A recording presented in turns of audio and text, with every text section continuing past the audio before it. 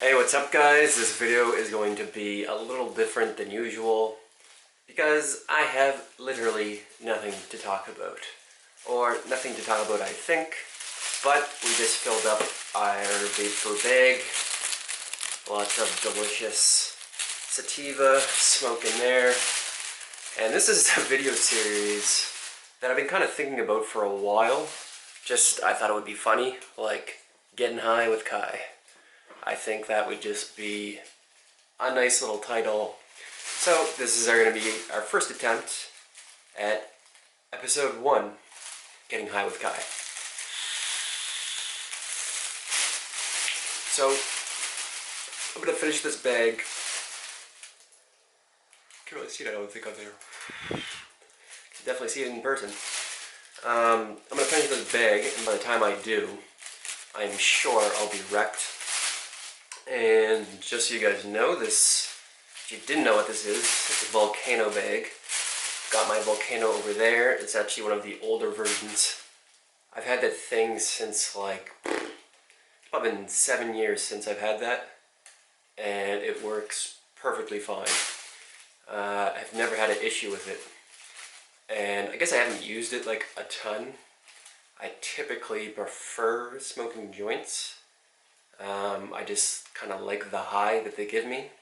It's very like a head high, whereas doing a volcano bag, I find it's more of a body high. Makes me tired sometimes, whereas smoking a joint, I find I can work, and it's kind of more of like a mind thing, so my creativity is kind of sparked. But that definitely happens with this too, but this is more of a nighttime thing, I would say, as I smoke with the sun shining at my window.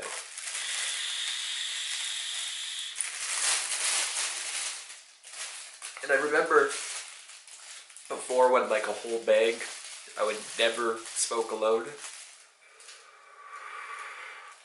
But this was almost, like you can tell, the buds, when you do vaporize them, they kind of turn like brown. And you can see as you go, like when they're brown, they're no good, you chuck them. Or do whatever you want with them. But there's like a little bit of green left in them. So I can tell it wasn't going to be like too potent. And that's kind of the vibe I'm getting. But we'll see as we go. So, what's COVID-19 been like for you guys? I actually just had my parents visit for the first time since kind of quarantine ourselves here. I haven't been in like completely strict quarantine, like I was just traveling or something.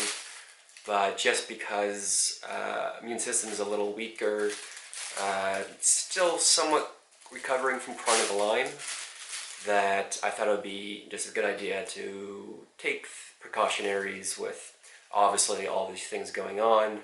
So just really grocery store, I've been to like The Guardian, and I went and bought some marijuana seeds, which is like the closest store to me conveniently. So it's been pretty cool actually, first time ever growing marijuana plants. One of the reasons I kind of don't grow plants in my house is got 3 damn cats and they just kind of terrorize plants. So I've been super careful moving them, putting them out in the garden when it's a sunny day like today. And that's been super fun. I think I'm on like day 3 or 4. And they're already sprouting up and looking good, so it's going to be a cool Kai experiment, seeing how those plants turn out. I think a cool thing to talk about would be kind of the relationship between marijuana and personal development. This is something I don't know if I've heard other people really talk about. You hear about psychedelics and the hero's journey, or heroic doses, Terence McKenna puts it, 5 grams of dried psilocybin mushrooms.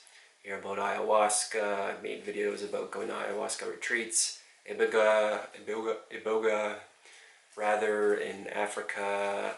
Kind of like psychedelics get a lot of the spiritual, improving your life kind of vibe going on, whereas marijuana, and perhaps rightfully so, has kind of a different situation about it. I say rightfully so because one of the most interesting times I've had in relation to marijuana and personal development is, because that's kind of what I strictly used it for at first, other than smoking when I was a little kid, when I was like causing shit and just being in junior high, being 13 years old and getting past my first joint and not really knowing if I was high or not, which probably wasn't. Whereas now I know when I am, but, which is right now. This is definitely kicked in. Probably too much in here, but maybe I'll make an interesting video. So, yeah, I would use marijuana as like an introspective kind of tool. My brain starts firing, starts a little differently, and I think people might call this, or kind of classify this as paranoia. But I want to just kind of take away that word, excuse me, paranoia, because really your brain's just working differently. And paranoia is kind of related to being a bad thing. Like, it's bad to always think that bad things are going to happen to you, that a plane's going to fly into this wall, and you start feeling anxiety when you have to go talk to someone and be social. So you have social anxiety, social paranoia. Yeah, and that can totally happen, for sure. But when you start thinking about things differently, like, you're like, man, maybe I should lose a few pounds, or maybe I shouldn't have ate that junk food, you know? And you start feeling anxiety about things like this. You start becoming paranoid about things that perhaps are true, and perhaps are something that you should actually look at. Whereas when you're not under the influence, you're sober, a lot of us, whether conscious or not, play these games where we kind of, it's kind of like a dog and you're flashing like a toy or a treat in front of it and it's chasing the treat. And our minds are kind of like a dog, and it's like, if we just let that dog keep sniffing around and looking in the surrounding area, it's going to find truth. It's going to know, like, oh, the bush is over here, I pissed in this bush. Your mind's going to know, like, oh, you like never think about your relationship with your family because it causes you pain and anger. Or you never think about that big decision you made like 3 years ago that you've been kind of nagging at you ever since. Because when you do start having these thoughts, things get uncomfortable, and then we can just, we can focus on work. I gotta work, I gotta get my shit done, I gotta work. Or you can focus on, oh, I need to binge eat. That's when I eat chocolate, like when I'm feeling things I don't want to feel, because this gives me another chemical, another drug. You can use marijuana that way as well. So that's one of the first things you're gonna realize about me speaking here is I'm not like smoking weed and like so pro marijuana like some people might be, but I'm not like it's evil either, obviously. And I think that's really important to understand, that like it's just a tool, just like a hammer's a tool. And if any of you guys have seen that movie Old Boy, which I actually haven't seen, I think I watched like a scene of it. I think my brother sent me this scene where he has his hammer and he's just beating the shit out of people with it. And it looks intense and it looks crazy, and that's one use of a hammer. But the more common use is like building a house, building shelter with people you love, for people you love. That's another example of using a hammer. So both are tools and both can be used positively or negatively. Give me a second here, this is going to expire pretty soon. So what's important is how you use this thing. And I've used marijuana correctly and incorrectly in my life. And now I'm starting to think it was a good idea of making this video, because there's a lot of ideas I've had around marijuana that I was going to share through a video series. This is like a common theme going on in all my recent videos, where I'm like, hey, I had this series of ideas that I was going to implement into multiple videos, leading one into the other, and it's going to be this great idea. And then I put on the camera, I'm like, you know what, let's just tell them all about it right now. Let's not make 5 videos, let's just jam it into one as quick as we can. Not quite that, but a little similar. So I smoked when I was younger, it was recreational. I stopped smoking when I was focusing on becoming a professional soccer player. That was my dream, that was my goal.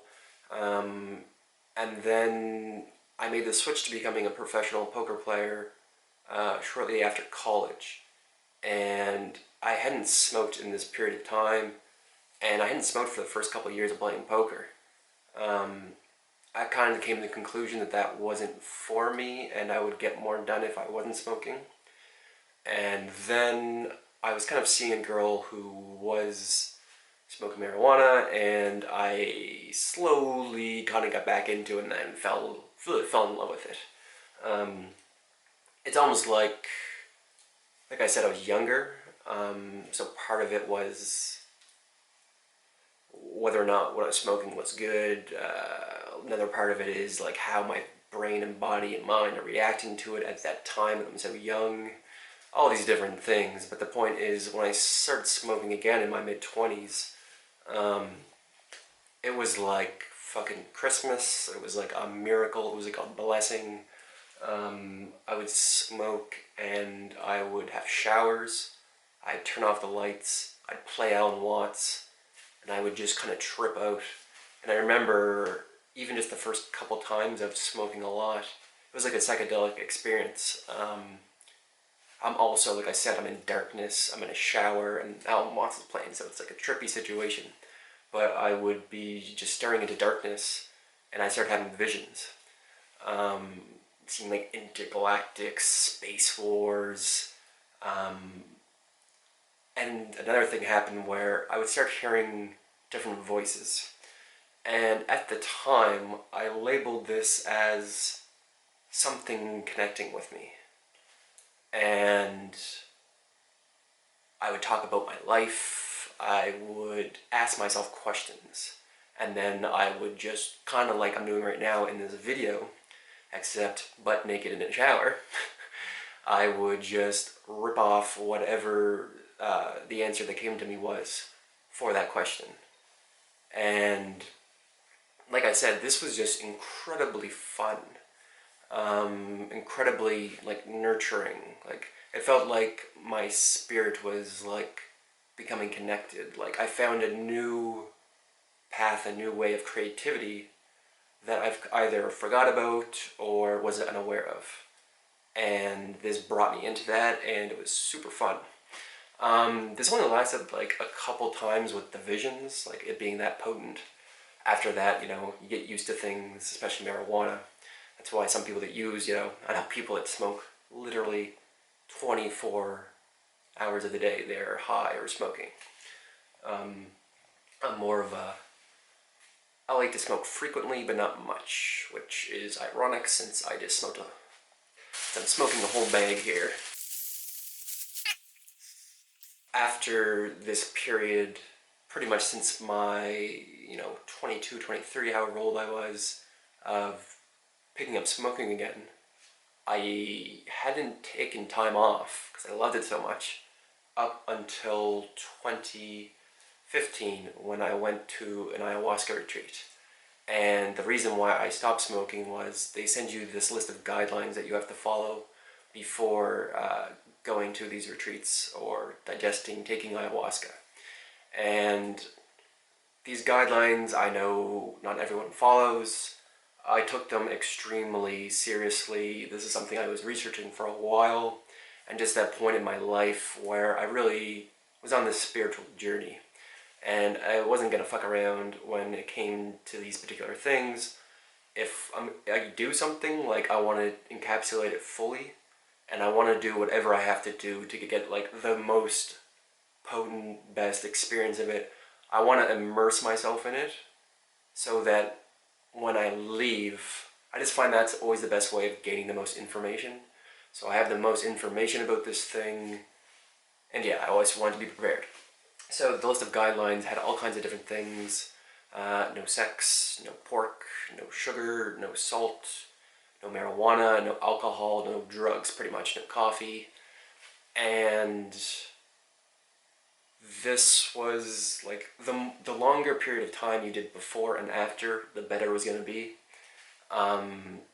So I did it for a month before, a month retreat, and then a month after. And I did this on 2 separate occasions. So I went to the Amazon twice, both times for a month, both time taking 2 months total, one before each. So 6 months altogether of just taking these guidelines seriously, taking off of sugar, salt, all the other things. So that was the first time in 2015 that I had not smoked weed for a while.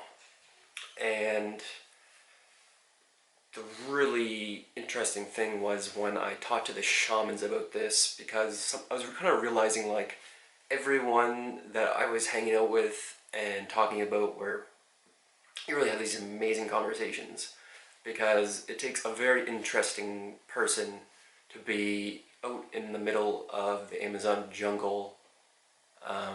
We're not staying in a hotel or anything, we're in these little combos, and the first time I did this was actually with like a reputable, as reputable as it gets,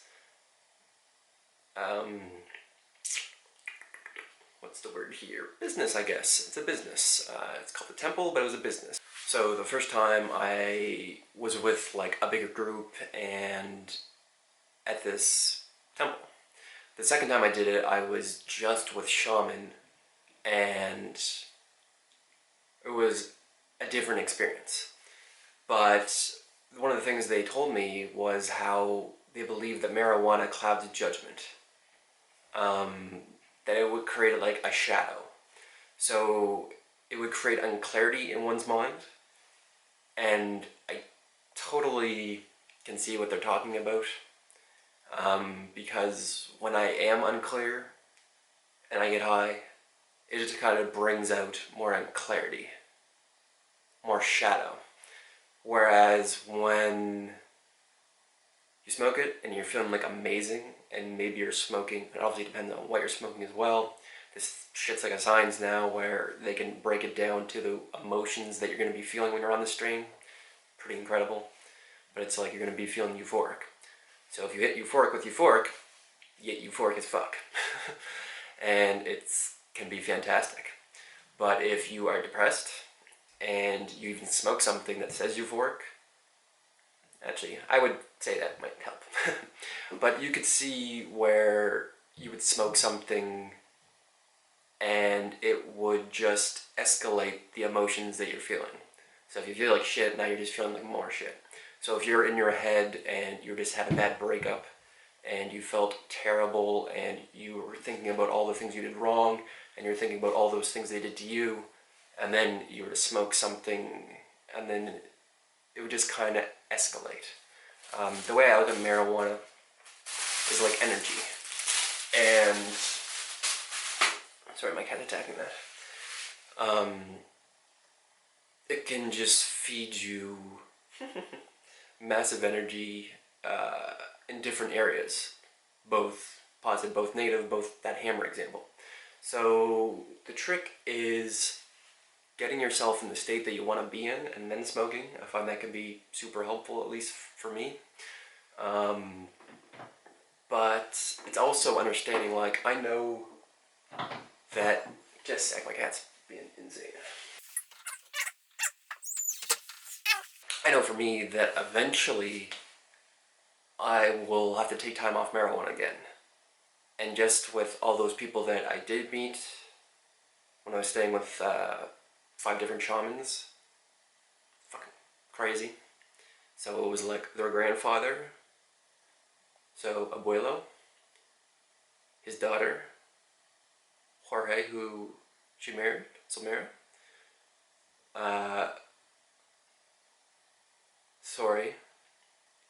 Celestine, her sister, and why do I want to say William? Amigo.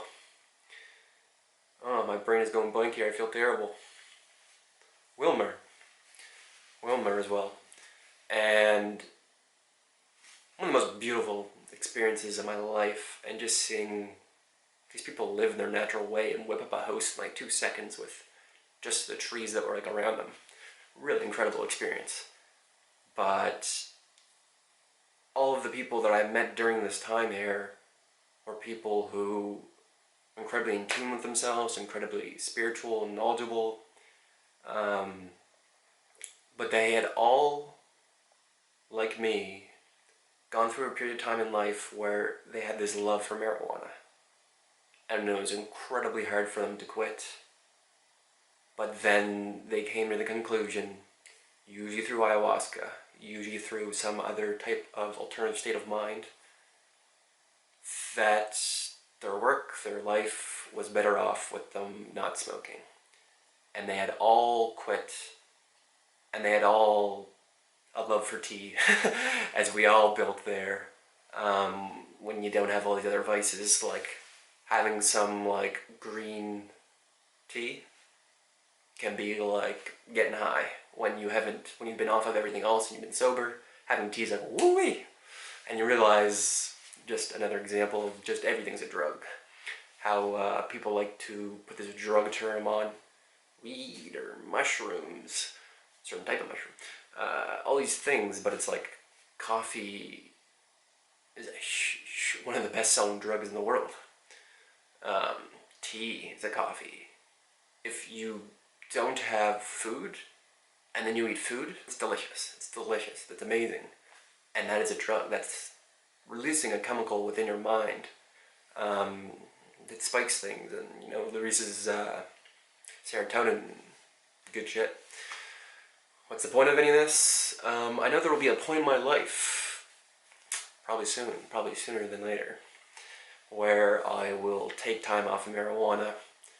And I'm a little scared because I do love it, but it's a love-hate. And I feel like I do need to just take more action recently, and I've been in a state of kind of calm before the storm, I don't know, kind of recuperating, relaxing, downtime, introverted. And I'm moving into a time of possible extroversion, just more action, more doing. And I think the ideal thing would be like taking a period of time off, say like a month would be the smallest amount, up to like 6 months, up to a year, up to whatever, but taking a large amount of time off and then using it extremely periodically. Like, one of the things I really like, you know what, I don't like doing this, I just know it works the best and I should do it. It's having an idea, going completely through it sober. Like, say I was writing a script for a video, or whatever your little creative avenues are. You would completely go through your project sober. And then the next night or whenever, you'd smoke one and you'd go over it again. And you would see, because what I mentioned before, how the mind is working differently. Like, it's kind of like if you wanted to gain more information about your surroundings of where you live, you would just walk around where you live. You would see what plants, what animals were available, especially, you know, say we're hunter-gatherers, turn back the time here. That's how you would slowly just explore the area. So if you want to get more information, more ideas about an idea, if you wanted to increase the probability of growth within a project, you would look at it with different perspectives. This is like the main reason that you talk to people about shit. Because alternative perspectives are healthy. Just because someone says something, you don't have to take that information and run with it. But because they say it, you should kind of think about it. And sometimes what they say is not going to be agreeable with you. And that's the time that we turn away the most. But that is the exact thing that we should look at the most. The things that we are so quick to turn away from because, fuck that, I've already looked at it. Screw that, I looked at it 10 years ago and it was this. So, talking with someone and sharing ideas is one way of gaining alternative perspectives, and that's an amazingly abundant activity to do. is to sit down with someone, be honest, be truthful, and here it is, here's what's up, here's what I'm thinking. And then they're like, dude, you're fucking nuts. You're crazy. Why would you ever think that? And you're like, well, I think it because they're like, oh, that's interesting. It's interesting. Because I look at this. I'm like, oh, that's interesting. Maybe there's like, maybe we're both wrong and it's somewhere in the middle. No, I think you're wrong. And just having a healthy debate about what's going on in someone's mind. I mean, I wouldn't say debate is psychology, but this is clearly psychology. Clearly important. So an alternative perspective, marijuana, when looking at an idea or a project, outside input, whatever you want to use. These are things which can help us grow, help us develop, help us take a new path. So, say you're laying a movie script. I mean, you've seen Alice in Wonderland. You've seen How High, you've seen whatever. This is cool. Yeah, you know where I'm going with it. Does this conclude the first high with Kai? I don't know, I feel like I'm done. Let me know what you guys think about whatever just happened, and till episode 2. Peace.